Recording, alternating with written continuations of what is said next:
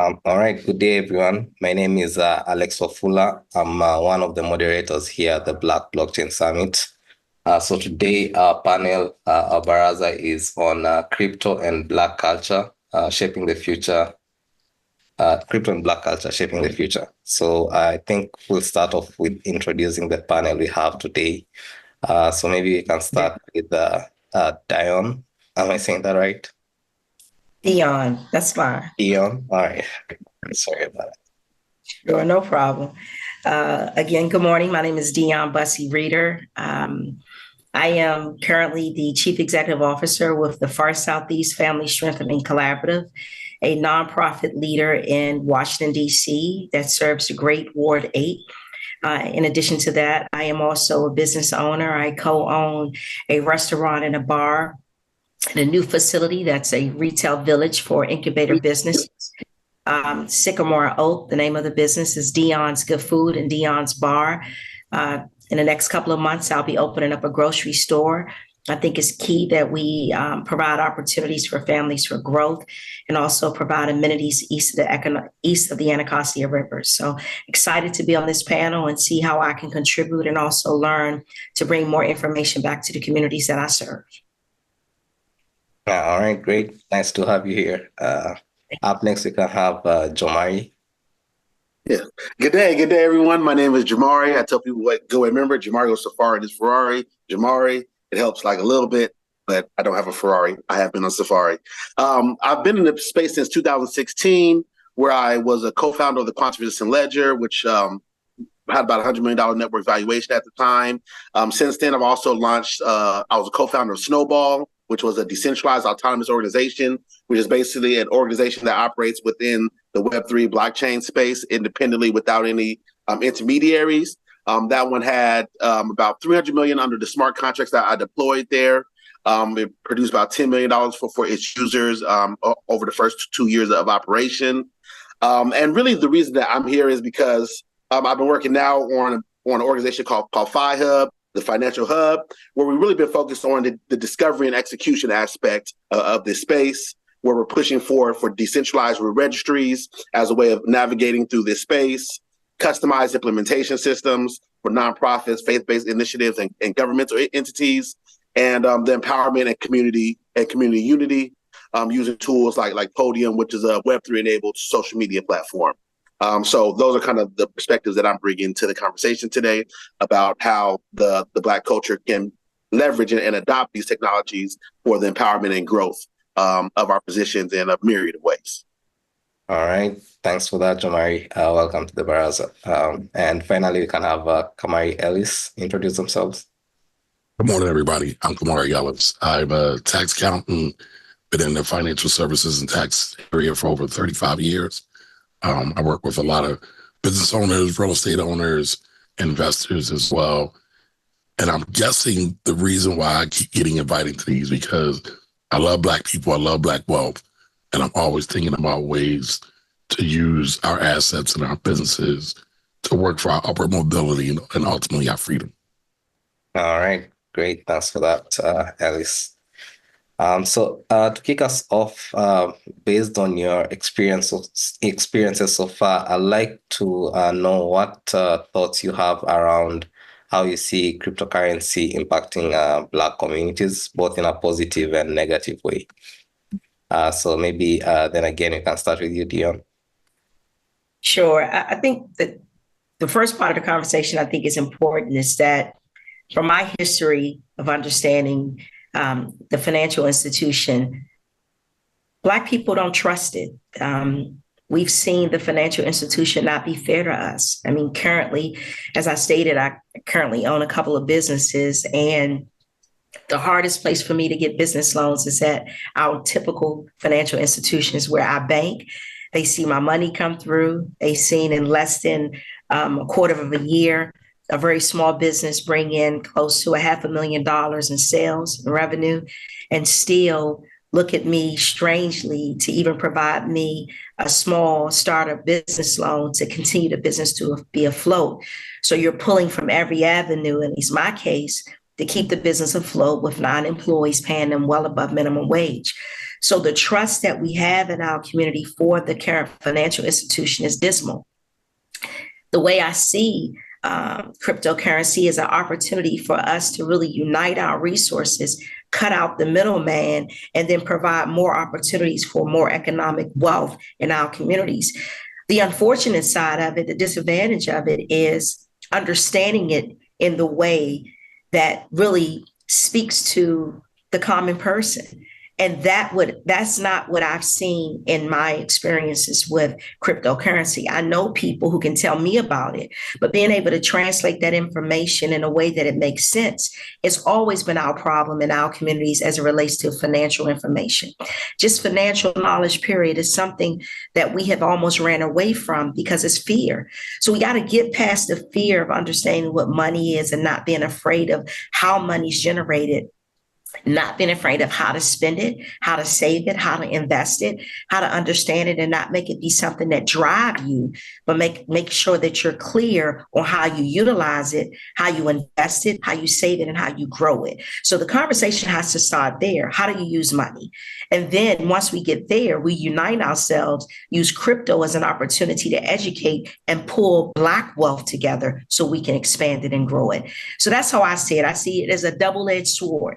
Uneducated about it makes us fearful of it.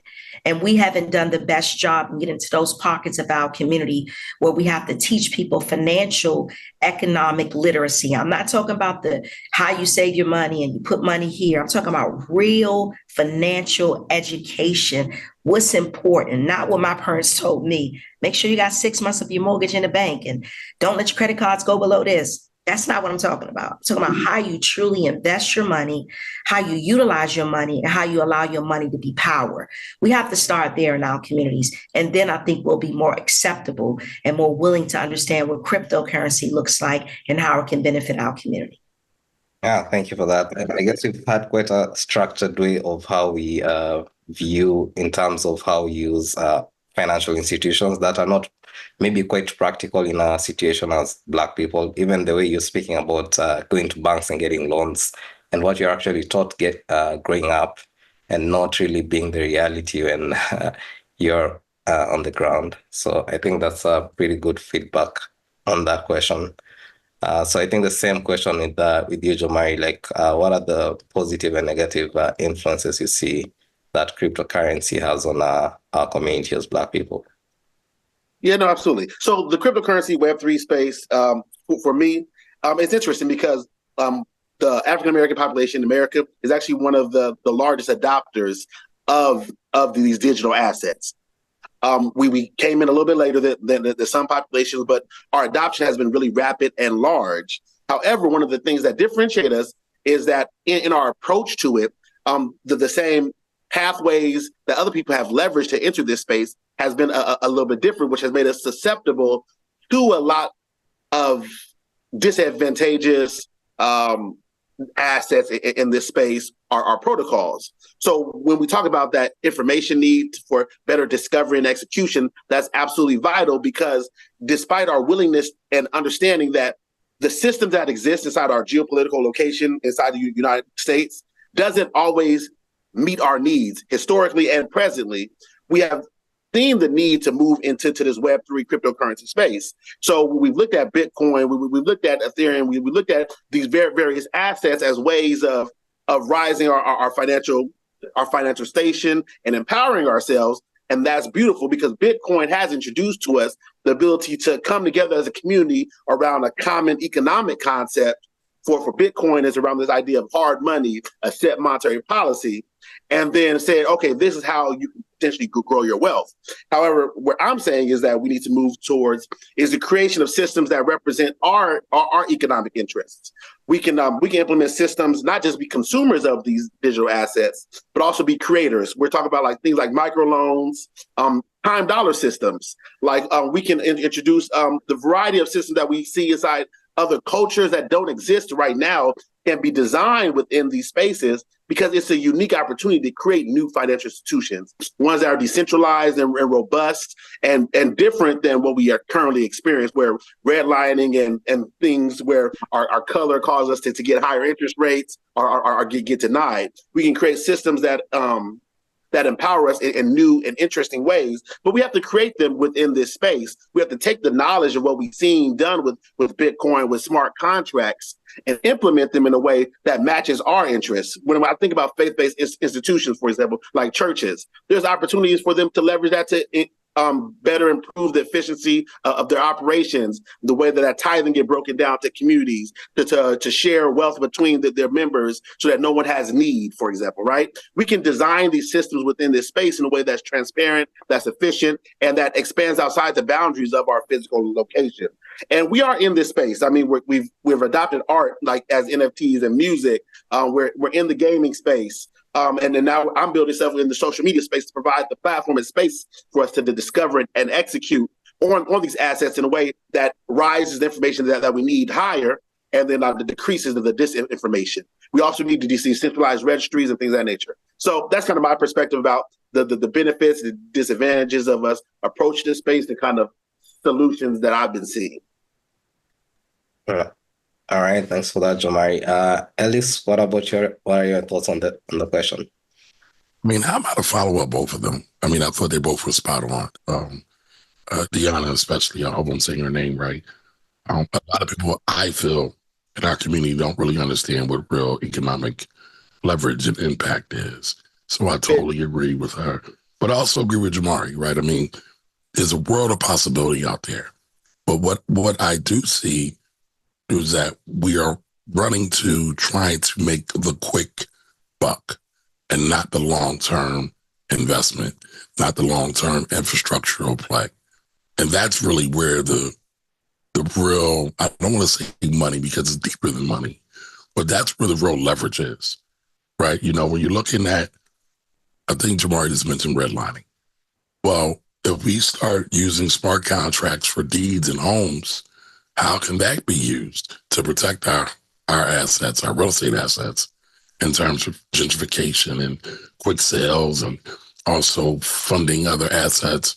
I mean, it can be used to stem gentrification. But again, my thing is, I'm not seeing enough people thinking about the long game of it, coupling it with real basics. So we do need the basics, because a lot of times let me back up. A friend of mine says before Black people were able to property, before we were able to own property. And without that context and looking at the world in the lens, those same things will still happen. So we need to use all our assets as a weapon to protect ourselves and our communities. And so I'm kind of agnostic. So when I look and I see everybody, I'm going to get rich off Bitcoin, I'm going to get rich off this new altcoin, I just think to myself, that's not really the point of it all. And so I do think largely a lot of us miss the point, but a lot of us do get the point. And so I'm hoping more of us start really getting the point and getting that information out there. All right. I guess just picking up on that and the topic for this session, I think in the globe, like Black culture is known to be rich and diverse and has broken into many industries. Like what sort of influences do you think currently the Black culture has in cryptocurrency, and how can we build on that to make sure we are what can we use from our own cultures to make sure that we actually get to benefit from this? So then again, starting with Dion. Well, the very first thing I did when I wanted to prepare for this is when I started researching, I realized that 48% of Black Americans have been negatively impacted by our current financial institutions. I'll start there. I mean, we have to start with the truth. We have to tell people that our current financial institutions have not been kind to us. And we have to create, and I don't mean to sound negative. So, I mean, I feel comfortable. So I know we're just having a conversation. But I think what we fail to realize is we are as Black Americans, we are more understanding of pain that come from oppressors than we are with each other. So we have to put it out there and explain to our people the oppression that we're under from financial institutions. And if we don't aggressively seek out opportunities to build wealth unitedly, and see, that's what I keep seeing. When I did my research around why this is so critically important in this era of time that we're in, it's about uniting our resources so we can have economic power to move our people out of the dismal state that we're in. I mean, when we're looking at our communities now, you're seeing an enraged amount of violence. And you're saying to yourself, why is a 15-year-old young man picking up a gun, but in the same video, he has a stack of money? There's a direct correlation between those two. People want to see wealth. They want to believe that wealth is obtainable for themselves. But if you're going along the path of the oppressor telling you to go along this path, you'll never see that opportunity. So it has to start with a different level of education in those broken places where we have a lack of education, a lack of understanding, and downright ignorance, where it comes to respect for yourself, respect for your people, love within, self-empowerment, self-love, and I say this in the most purest form, the love for money.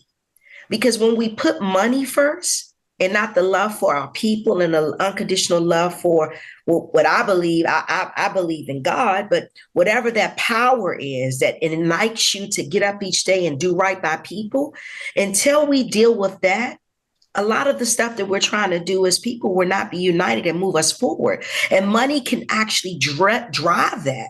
So we got to start with education. We got to start with moving people beyond that needle of thinking that wealth looks like the latest pair of $1,000 pair of tennis shoes, or the flyest pair of the gold chain that can hang around your neck, or the Yerman jewelry, or those things that make us feel empowered.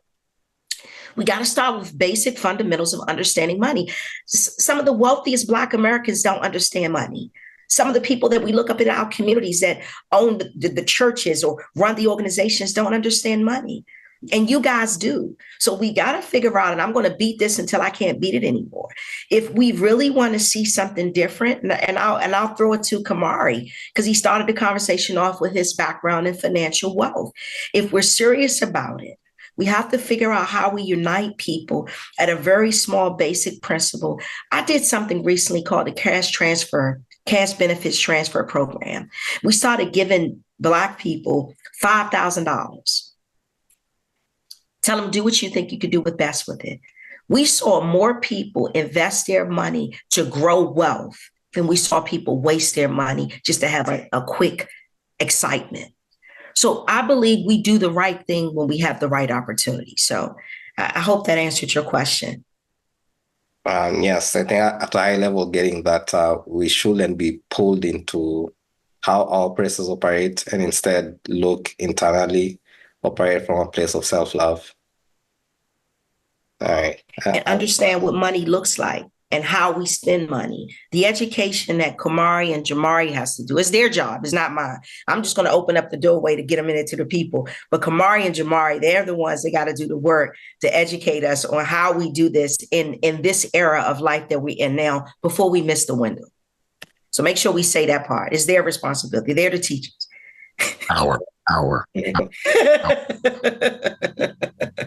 Jomari, that would be a good segue to Jomari. So same question, like what do we see around like what are the influences that Black culture has on cryptocurrency, and how can we use that basically to make sure we are well situated?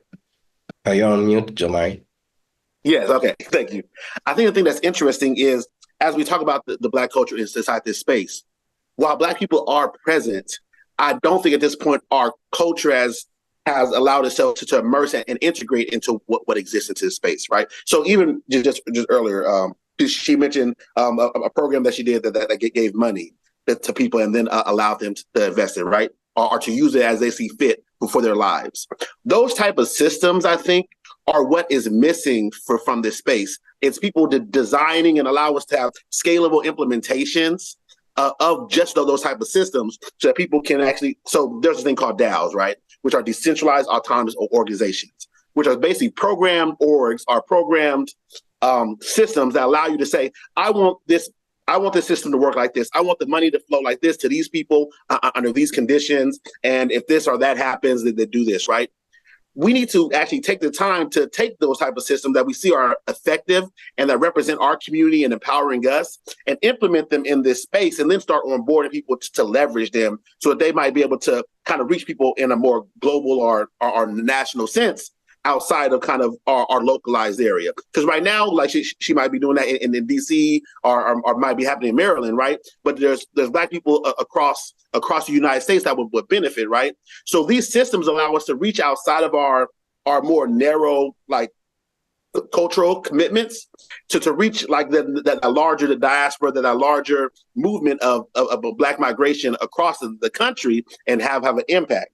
So kind of that DAO, that ability to customize and write automated systems in this space that aren't necessarily built into our existing financial system that reflect how we want things to operate is vital and necessary. And what that takes is, when we see things that are working, for us to come together and say, how do we implement this in a scalable way, and how do we use these systems to express that? Also, we were talking about this money thing, and I think the thing that's more important for us to realize than just about the money aspect is about that us coming together as community has value. It's us uniting under causes, us uniting under banners, under common themes, and under common shared values is the value of this space. And what this cryptocurrencies allow us to do, it allows us to come together under a shared sense of value, under a shared sense of community, and then say, this is what is valuable to us. This is what this is worth, because we have demonstrated it by coming together. And what is awesome about this space is, because it's not restricted to the United States government, it allows us to assemble ourselves in a way that we couldn't be before. We can come under a common banner in a way that we could not before, and that was difficult to manage because there was transparency issues, there was efficiency issues. Like, how could you do it? But these technologies, Bitcoin was one economic philosophy. We have other economic philosophies that we can implement and demonstrate through these technologies. And that sense of community, of unity, is what establishes the value of Bitcoin, is what establishes the value of Ethereum, of Avalanche, of the Dogecoin, of whatever's out there. Is people coming together under that shared sense of value, that shared earnestness of creating something, of making something that empowers themselves and their communities, that we have to take advantage of. So that's where Black culture has to come into this space at. We have to not just consume the tools and maybe make a couple of NFT pieces, but we have to own the platforms. We have to design around our needs. I mean, I keep emphasizing this. Us need to design around us. I think Black leaders, for example, have to come together and say, no, even though we're not understanding of the core technologies, these are the ways that we want a system to work. And how can these tools help us to get there? That's why I brought up Black churches, because like Black churches aren't even having this conversation, for example, right? Like Muslim mosques aren't having this conversation about how can these tools be used to leverage and grow our communities to accomplish our goals, right?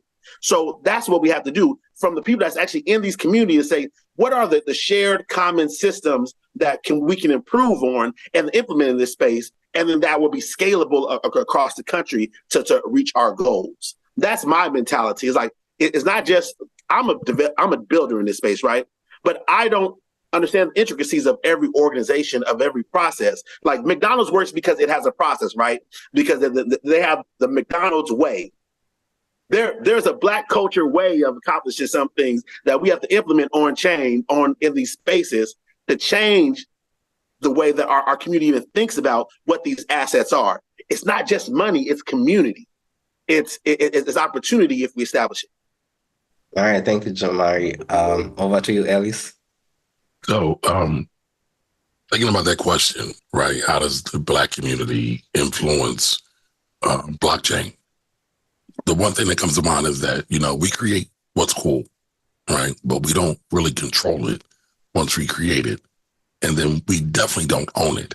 So it always gets exploited and oppressed in some way, shape, or form, and then bastardized in some kind of way. Like, look at the term woke right now. They taken our term, weaponized it, and now they use it against us. And to me, that's bless you. That's a great example of what can be done, but also example of what happens when we don't have ownership. And again, what Jamari and Deanna said, I concur with, right? It's deeper than that. Just to give you all a little bit more background on me, years ago, I used to organize in Philadelphia what I called cash mobs. And cash mobs were, and it wasn't my idea, it was some other white guy's idea, but I took it and made it for Black folks. So we would gather, me and my friends would gather and go support a Black-owned business. All it was is 20 people on a day. We all get together, we spend money at that place. We had a lot of success with that. So much so, I even got written up in the paper for it in Philadelphia because we helped save the first owned Black bookstore in Philadelphia called Hakeem's Bookstore, right? But nobody's doing it now. I'm not really doing it as much. That is something that could be created and implemented through blockchain, whether it's through a DAO, whether it's through some other kind of ledger, whatever. But it can be done. But if you're not thinking, let me back up also. Leon said something. I think all of this is required in order to work is love. You got to have Black love. We need more Black love. Before we need Black money, before we need Black wealth, we need Black love. And so if we're not coming to the approach with Black love, first and foremost, focused in our mind, none of it works. We never get to the cool, right? We never get to domination, and so to speak, because we do dominate. We just don't control that domination for very long. And we don't get any financial benefit or leverage from it. But once we are able to do that, and then really, let's say, all right, if you go back to Reverend Sullivan's 1036 plan, I don't know if anybody's familiar with that. Again, that's another program out of Philadelphia by Dr. Reverend Leon Sullivan on the very first strip mall in Philadelphia. Still stands to this day, still Black controlled and owned to this day. We can start implementing those type programs, again, through the blockchain. We could have our own little Africa town, little Ghana, whatever we want to call it, and then create it.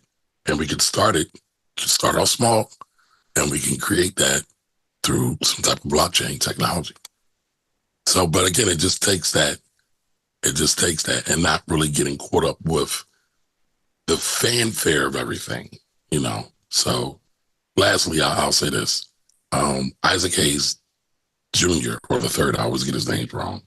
He has fan base. We should have some kind of blockchain component to help fund his program. I know he already has something like that, but we should already have our own thing and say, all right, well, this is for us. It's owned by us. He's talking about the culture. He's talking about the people in a very positive and protective way. We should be funding that. We should be programming that. So again, I hope more of that comes about very, very soon, because that's where we need to put our energy to. I'm a student of West Virginia State College. Reverend Leon Sullivan, I actually stayed in the Sullivan dorm, named after Reverend Leon Sullivan. Yes, wow. yes. So very familiar. I lived a lot of my life's lessons based on his principles. So thank you for mentioning that. Absolutely. All right. Then I think as we come to the end of this session, I think the last thing maybe I would like to get from you is what's your future vision of crypto in the Black community? Say in the next 5 to 10 years, how do you see this shaping up in our community? So starting with you, Dion, again. I love the chivalry here. I very seldom get to go first all the time. I appreciate it. My father would be proud of you, Black men. I see it, I have to speak from the lens that I actually view things from. I see it as an opportunity for us to get more Black Americans on board. I said I'm gonna stop saying Black Americans. We the only ones that do that. Americans, we just happen to be. We the only ones that do that. We the only people that categorize ourselves as Black Americans. You never hear white people say I'm a white American. But we have to get more people that look like us on board, and it begins in spaces like this. I think it's critically important that we create an opportunity, and I'm gonna hit up on Sinclair to figure out how do we do it in those spaces where I am in more often than not, to really explain and have gentlemen like Jamari and Kamari in spaces. And how do we get this particular Zoom panel discussion in those spaces? So when we're talking about cryptocurrency and what this looks like, and pushing out the middleman as a banker or financial institution, and really having direct transactions, utilizing your money differently. And as Jamari spoke, creating platforms of financial wealth that we can control, make that a reality.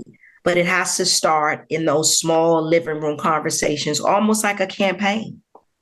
Mm-hmm. I think we've taken a very high level approach to this and had very high level conversations. And the people that need the information the most, that can be most effective, we have to take the Obama method of campaigning, right? You got to get the $5 donors. You got to get to the people that understand that I don't have a lot of money to invest, but that $5 can turn into something magnificent.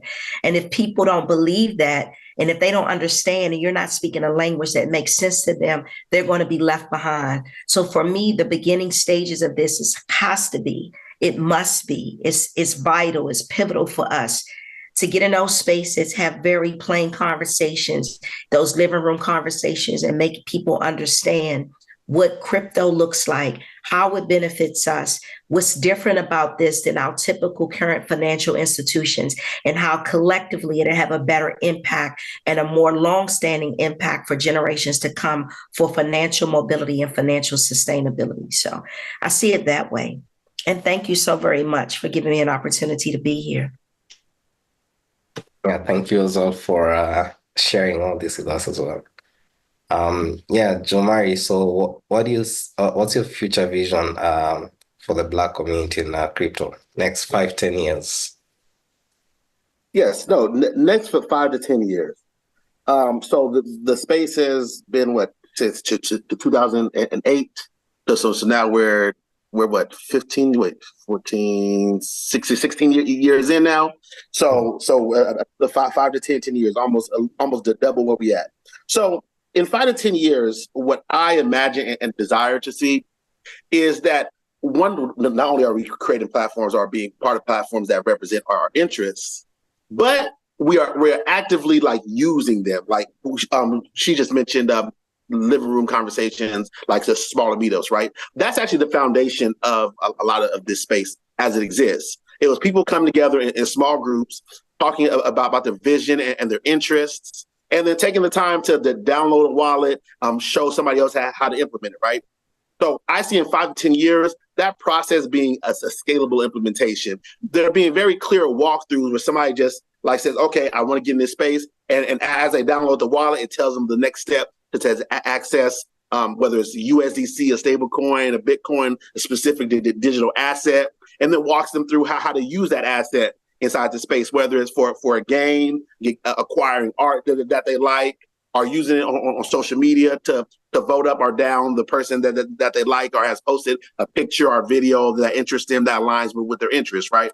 I'm looking at our community being so integrated with this space that we are the definers of what culture looks like and how to use assets in this space, right? So we're creating the space, but we want to become the major creators of the valuation but behind these digital assets. That's what I look forward to seeing in the next 5 to 10 years, because we already have demonstrated historically and presently that we are dominant forces in culture, not just Black culture, but just culture in general. The Black culture establishes and is the line of what culture looks like, not just in sports, but in music, increasingly in business. We have been shown, and studies even show, that when people of color exist in these spaces, things do better. So in the next 5 to 10 years, I expect this space to do better because we are integrated into space and creating and leveraging the space in a way that no one else could. So not only creating the platforms, but being real leveragers, creators, and pipelines of value in this space. So that means that we are making art. That means we're making music. That means we're leveraging the various technologies for social media posts that monetize our face, our likeness, our interests. We are integrating in how AI can use and integrating that in with the substance of what we've already made. We're improving our business practices and creating more efficiency via these tools. That's what I want to see in our space, that we are establishing the standard of what using these assets look like in a way that hasn't been done yet. All right. Thanks, Jomari. And finally, we can have Ellis address the same question. Well, my vision for blockchain over the next 5, 10, 20 years is that, well, let me start with this. Black people are the global majority. We often act like the global minority. My goal and vision to see blockchain, because it is a global technology, is for us to use it in that manner. All right. And we use it in that manner to also unite ourselves, to promote our love, because love and culture is what really fuels things. And I started to talk about how everybody in the Jewish community, and I'm speaking generally, has a love for Israel. Their goal, their one united goal, is to protect and serve Israel. So much so we have a lot of American Israelis, a lot of them are here, will go to Israel and serve. Now, I'm not talking about serving in the army, but what I am talking about is that they're unified and making sure that that place is safe. We need to start thinking in that same way. And blockchain could be a big start of that.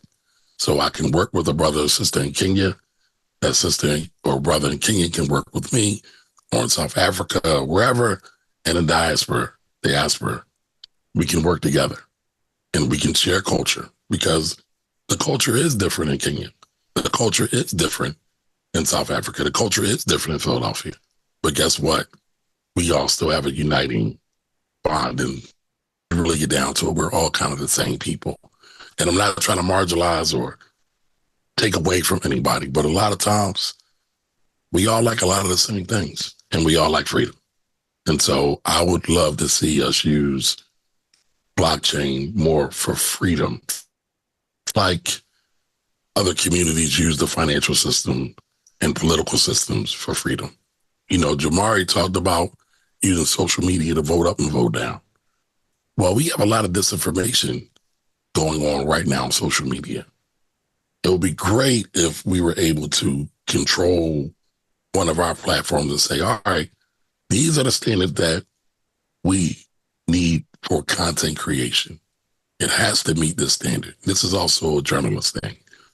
By the way, I'm also the treasurer for the oldest Black journalist organization in the United States. So that's part of it, my thinking. And so when we have some kind of journalistic media standard to give our people good information, not just something that just try to sell them this new fly-by-night trinket or scheme or play, then we have real control. We have real love. We can continue to promote that love and maintain it. Because once we build something, we also have to maintain it. But that's my vision. All right. Thank you so much, Ellis. So that is it. We've had Dion, Jomari, and Ellis sharing their thoughts around how crypto is viewed in the Black culture and what our future in this looks like. I'm hoping we've got a lot of feedback from this. So just in case the audience wants to reach out to you, what would be the best places on social media for them to get in touch with you? Maybe, again, starting with Dion.